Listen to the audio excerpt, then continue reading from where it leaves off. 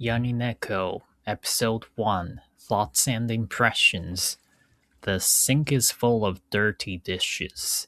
I can see cup noodle containers, yakisoba trays, food trays, banana peels, and more.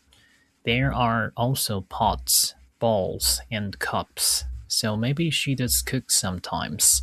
At least instant ramen or something you just boil. Garbage bags are piling up in her room, and even her futon is dirty. But the room has almost nothing in it, so even though it's really filthy, there is still space to walk around. She mostly smokes on the balcony, and afterward she throws the cigarette butts down onto the street, which is a pretty serious moral collapse. I was surprised that she doesn't lock her door, but it made sense once I realize she has nothing worth stealing in her room. There is a TV in her room, but we never actually see her watching it. I wonder if smoking is really her main source of entertainment, but when you think about how fast she smokes and the fact that she does day labor jobs and has a lot of free time, it kind of makes sense.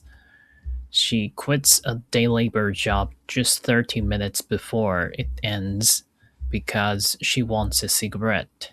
At another job cleaning pots, she actually makes them dirtier and gets yelled at and runs off in the middle of it. She doesn't seem to feel guilty about any of this. That matches how she doesn't care about throwing cigarette butts on the ground, or how she smokes and drinks while walking around in broad daylight with people watching, and doesn't seem bothered at all. In some ways, she seems completely immune to any kind of emotional damage, but she also says that when she feels free from her worries. She doesn't look bothered by anything, but maybe deep down she actually is.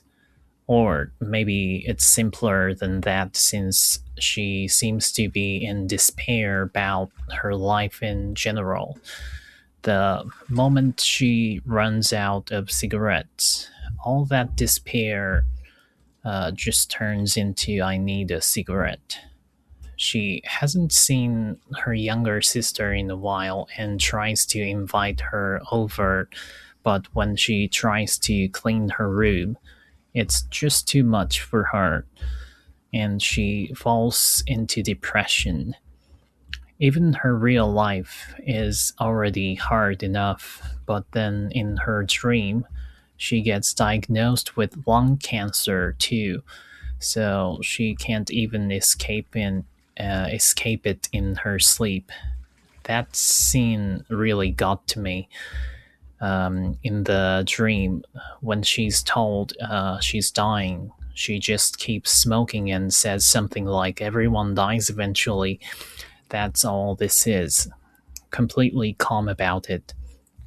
After she wakes up, she calls her sister and cries. But the moment she lights a cigarette, her mood recovers instantly. So maybe her feelings are actually completely normal. Maybe she can worry about ordinary things just like anyone else, but she hides all of it behind cigarettes. She turns all her worries into one simple problem, like I'm out of cigarettes.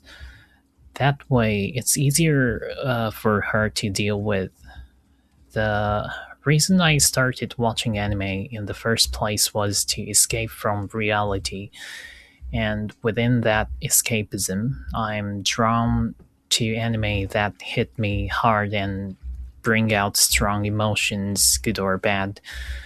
in the end, when I review like this, I set aside things like her day labor lifestyle or her lack of morals, and instead I focus on the things that really caught my attention, like her drinking and smoking habits, how filthy her room is. I don't drink or smoke myself, but I do have my own problems too, just like a messy room, issues with how I work, and nothing close to her level. But still, I have my own issues. Maybe that's exactly why this story hit me so hard. If there's one thing I have in common with anyone in this anime, it's that, like the landlord, I also have a small vegetable garden at home. And I think escapism is necessary, otherwise, um, we'd break down mentally. But if you keep carrying the same unresolved problems forever, I feel like just like Yanineko, who gets a quick boost every time she smokes, but then gets crushed by sadness again and again over small things. And in the long run, that's a really painful way to live. So this part is, personal, so I won't go into detail, but I've decided to start by listing out the problems I'm carrying myself and slowly work on solving what I can. Actually, this is the same thing Yanineko does when she's trying to get her sister to visit. She looks around her room and takes stock of everything that needs to be done: the garbage bags, the sink, and the futon. And as a result, she ends up having a panic attack, throwing up on the tatami and crying in despair because she just can't finish cleaning. That made me realize something. If you don't break your task down into small pieces, your brain can actually handle and prioritize them, and then focus only on the very first task, forgetting about everything else until it's time to act. If you try to do everything at once instead, just like Yanineko, it's going to be really, really tough.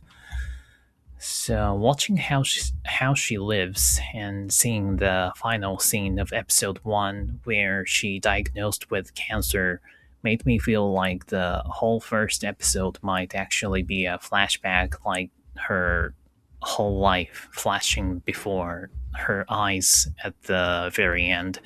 That was pretty hard to watch mentally. That said, the opening and ending songs and the video were really, really good. And honestly, they're what got me through it. Hearing Wasireran Neo, who did the opening songs, and for the first time I've heard since the Kaiji anime, maybe it's over 10 years ago, it was especially nostalgic. And they're just as great as ever. Thank you.